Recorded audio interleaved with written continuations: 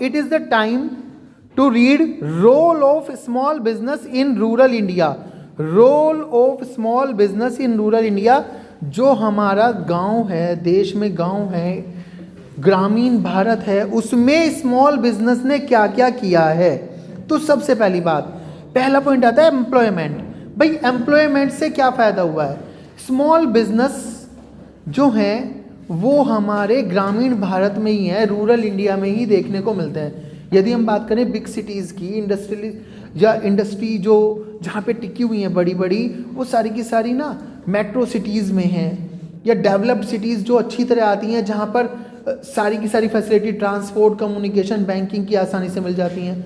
तो ये small business कहाँ है. स्मॉल बिजनेस ही रूरल इंडिया में. और रूरल जितना भी एम्प्लॉयमेंट है वो पूरा का पूरा इन स्मॉल बिजनेस की वजह से ही चल रहा है. जो भी वहाँ के अनएम्प्लॉयड यूथ्स हैं वो सब स्मॉल बिजनेस में ही लगे हुए हैं, तभी उनको एम्प्लॉयमेंट अच्छी तरह से प्रोवाइड हो पा रहा है. क्योंकि हमारे उन्हीं जगह से क्या होता है, स्मॉल बिजनेसेस स्टार्ट होते हैं. क्या कि एग्रीकल्चर के बाद जो सबसे ज़्यादा इम्पोर्टेंट है हमारे रूरल इंडिया में वो है स्मॉल बिजनेसेस. अब उसके लिए एग्जांपल ले लेते हैं. एग्जाम्पल कि आपके जो एरिया है वहाँ पर हाथों से कारीगरी करके नए नए जो स्कल्पचर्स हैं, जैसे मूर्तियाँ बनाते हैं, वो बनाने का, ठीक है, प्रसिद्ध है आपका एरिया. अब आपने क्या करा, वहाँ पर फैक्ट्री लगा ली. फैक्ट्री बोले तो अपने आसपास के यूथ्स को एम्प्लॉयमेंट दिया, अपने साथ मिलाया, और सबने इस तरह की मूर्तियाँ और अलग अलग डिज़ाइंस बनाने शुरू करे, उन्हें बनाकर बेचना शुरू करा. ये क्या हो गया, स्मॉल बिजनेस हो गया. उसके लिए आपको नई नई चीज़ें, जो भी इक्विपमेंट्स चाहिए थे वो आपने ले लिए. अब डिपेंड करता है कि इक्विपमेंट्स कितने के लिए, माइक्रो के लिए, स्मॉल के लिए या मीडियम एंटरप्राइजेस के लिए, डिपेंड करता है. बट है क्या, ये स्मॉल बिजनेस है. स्मॉल बिजनेस क्या करता है कि आपके जो क्षेत्र हैं, रीजन हैं, उनमें जो भी कल्चर चल रहा है उसे डेवलप करने का भी एक तरीका है. जैसे किसी पर्टिकुलर एरिया में हाथों से कालीन बुनने का क्या है, कल्चर है, तो वहाँ के कल्चर को आगे डेवलप कैसे करता है स्मॉल बिजनेस. स्मॉल बिजनेस करता है, गवर्नमेंट हेल्प करती है, गवर्नमेंट उन जगहों पर, रीजन्स पर जाती है, गवर्नमेंट के एम्प्लॉइज़ जाते हैं, गवर्नमेंट के अलग अलग सेंटर्स हैं, संस्थाएं हैं जो प्रमोट करती हैं कि उस तरह के लोग जो अनएम्प्लॉयड भी हैं, जो काम करना चाहते हैं और जिन्हें वो सब काम आता है, आएँ और इस तरह के काम को करें. ठीक है. सेकेंड पॉइंट आता है इम्प्रूव्स इकोनॉमिक कंडीशन. भाई सिंपल सी बात, यदि लोगों को एम्प्लॉयमेंट अपॉर्चुनिटीज़ मिलेंगी तो वहाँ के रहने वाले लोगों का क्या होगा, इकोनॉमिक कंडीशन भी अपने आप ही इम्प्रूव हो जाएगी. लिविंग स्टेटस क्या हो जाएगा, हाई हो जाएगा. हाई मतलब जहाँ थे उससे ऊपर उठ जाएगा.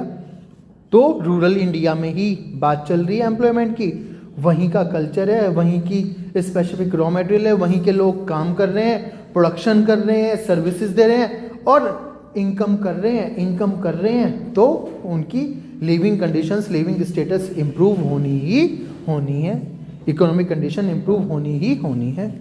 Next, promotion of artistic and creative sense. ये मैं बात अभी अभी कर रहा था कि गवर्नमेंट एजेंसीज क्या करती हैं, जिस पर्टिकुलर एरिया में जिस चीज़ के लिए सबसे ज़्यादा रिसोर्सेज, सबसे ज़्यादा साधन होते हैं, वहाँ के लोगों से वही काम कराते हैं. जैसे हम बात करें बनारस की, बनारस के आसपास के जो रूरल रीजन्स हैं वहाँ पर रेशमी साड़ी, वो रेशम वाला काम होता है ना, हाथों से बनाने के लिए हथकरघे लगे हुए, कॉटेज इंडस्ट्री जिसे कहते थे हम थोड़ा सा, तो वहाँ पर उसी चीज़ को प्रमोट किया जाता है. उसी चीज़ के लिए नई नई एम्प्लॉयमेंट अपॉर्चुनिटीज़ दी जाती है, नई नई मशीनरीज प्रोवाइड करा दी जाती है. गवर्नमेंट एजेंसीज, गवर्नमेंट भी उस काम के लिए क्या करती है, हेल्प करते हैं. बैंक, फाइनेंशियल इंस्टीट्यूशंस उन्हें पैसे देने के लिए क्या रहते हैं, तैयार रहते हैं, ताकि वहाँ का कल्चर जो है ना वो डेवलप हो सके, वहाँ के लोगों की इकोनॉमिक कंडीशन क्या हो सके, इम्प्रूव हो सके. और सबसे बड़ी बात, वहाँ की जो आर्टिस्टिक और क्रिएटिव जो उनकी नॉलेज है, सेंस है, वो ख़त्म ना हो जाए। यदि हम क्या करें, वहाँ के लोगों को निकाल के शहरों में ले आएँ या वहाँ पर कोई दूसरे बिजनेसेस करा दे और उन्हें उसमें एम्प्लॉयड करा दें, तो क्या होगा, उनसे जो आता है वो भूल जाएंगे। धीरे धीरे जनरेशन टू जनरेशन वो चीज़ें क्या हो जाएंगी, ख़त्म हो जाएंगी। कोशिश ये नहीं है कि उन्हें ख़त्म करना है, कोशिश ये है पुरानी चीज़ें भी डेवलप हों और आगे जनरेशन ट्रांसफ़र होती रहें और वो चीज़ें भी निकल के आए, वो जो जानते हैं उससे ही बहुत अच्छा कर सकें। स्मॉल बिजनेसेस की जो सोच है वो यहाँ पर है, ठीक है। स्मॉल बिजनेस का मतलब ये नहीं है कि आजकल क्रिकेट ज़्यादा खेलते हैं तो लोग क्रिकेट बैट ही बनाएं और बॉल ही बनाएं।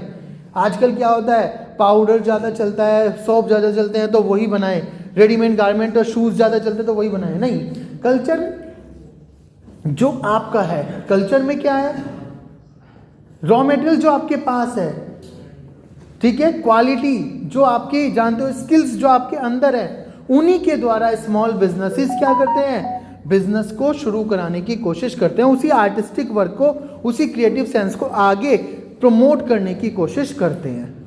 ओके, नेक्स्ट चीज क्या है बेटा, रूरल डेवलपमेंट। देखिए ये वाली बात तो इकोनॉमिक कंडीशन से निकल के आ गई, सेकेंड पॉइंट से ही।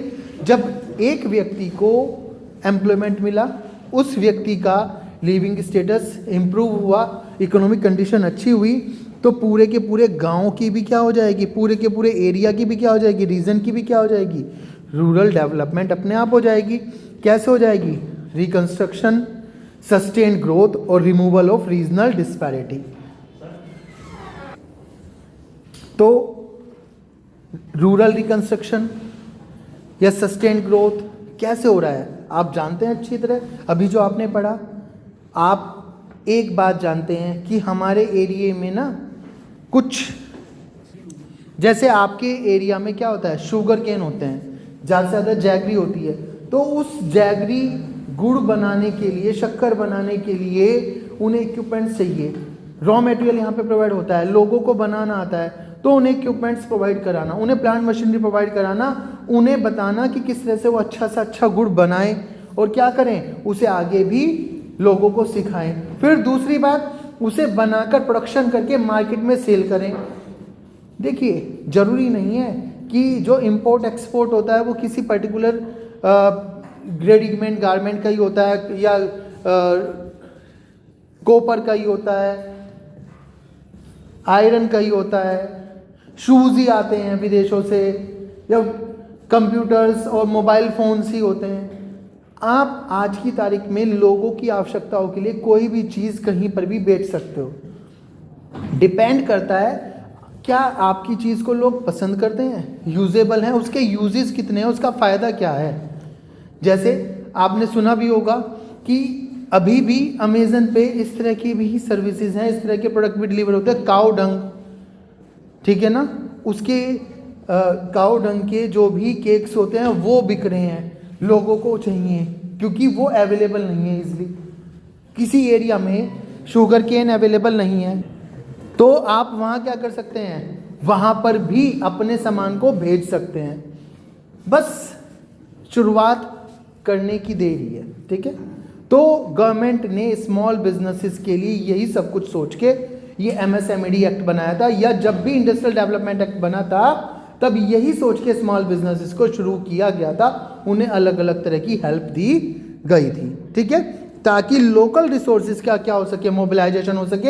ऐसा ना हो कि बस वो अपनी जगह पर ही रह जाएं। ये जानते हैं, क्या जानते हैं कि खाकरा फाफड़ा बनाना इनको आता है और वो बस गुजरात में ही रह जाए। नहीं, वो खाकरा और फाफड़ा गुजरात में नहीं रहना चाहिए, वो बनकर क्या होना चाहिए, प्रोड्यूस होके पूरे देश में जाना चाहिए।